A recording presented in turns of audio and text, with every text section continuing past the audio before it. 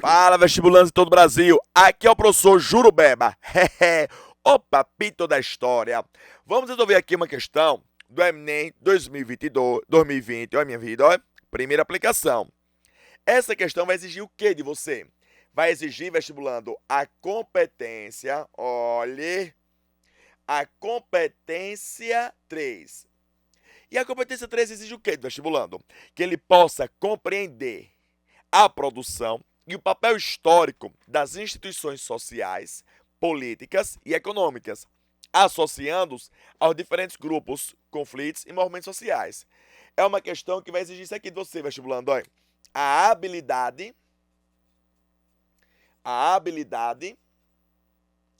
13.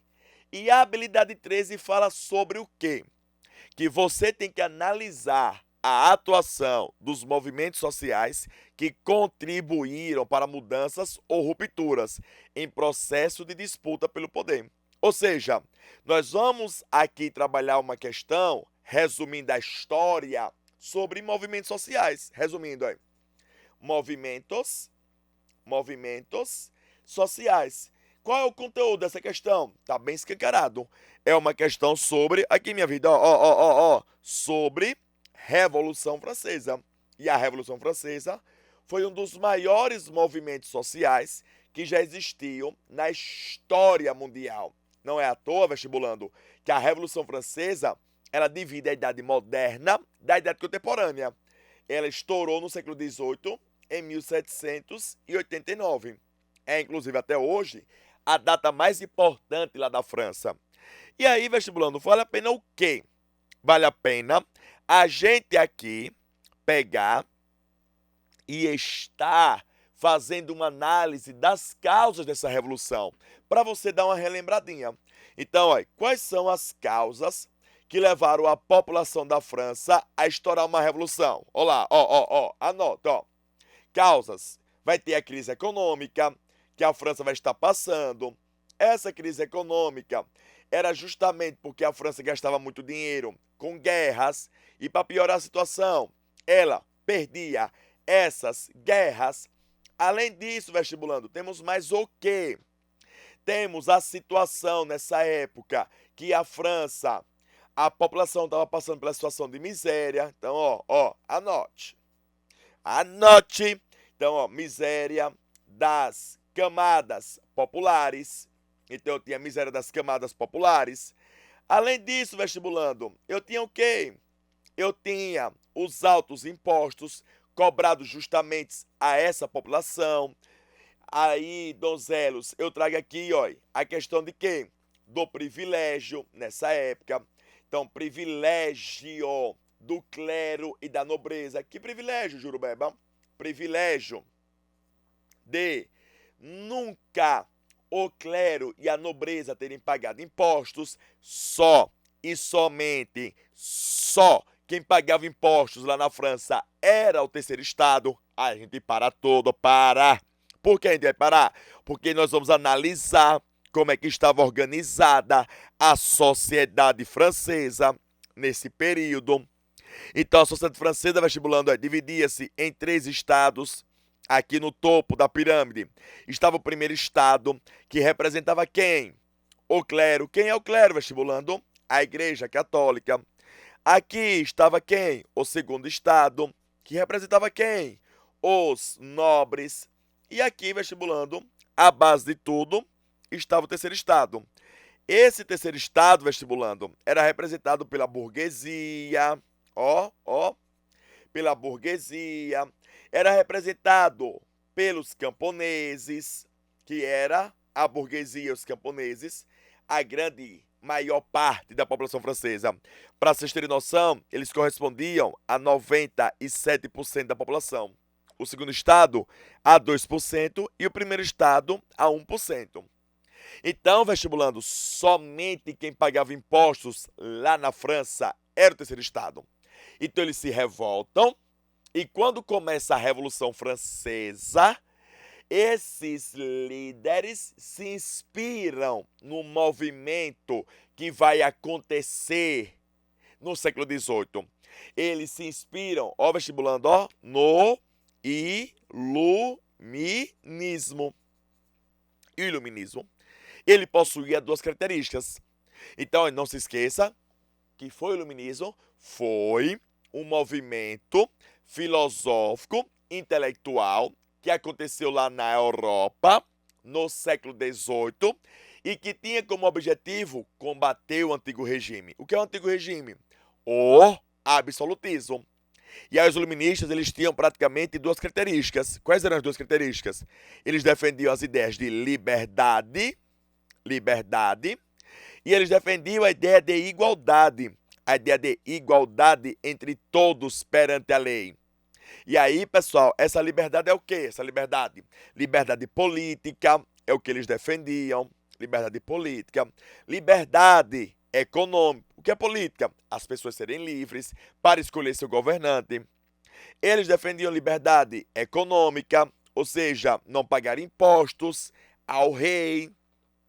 E defendiam a igualdade de todos perante a lei. A igualdade o quê, pessoal? Jurídica.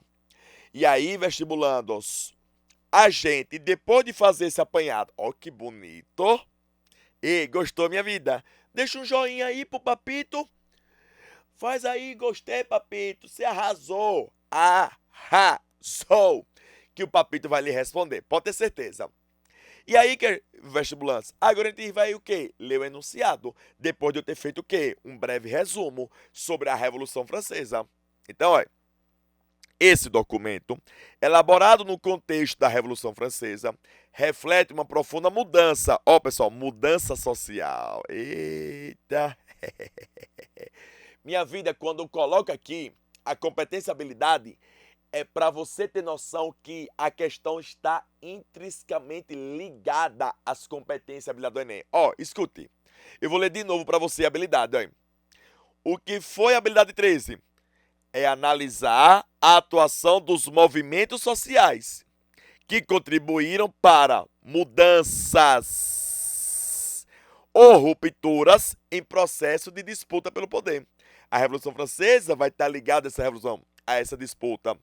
Ou pode ser, vestibulando, a competência, a habilidade sabe qual? 10. Reconhecer a dinâmica dos movimentos sociais e a importância da participação da coletividade. Quem é a coletividade? O povo. Na transformação da realidade histórica e geográfica. E aí, vestibulando, olha, é uma questão que vai falar sobre a Declaração de Direitos do Homem e do Cidadão. Que documento é esse? Foi um documento criado pela burguesia na primeira fase. A burguesia nessa época era como se fosse o povo. É difícil para você entender isso, né? Já que hoje a burguesia é elite. E esse documento defendia o quê? Minha vida. Já está dizendo tudo documento. Esse documento defendia a igualdade de todos perante a lei.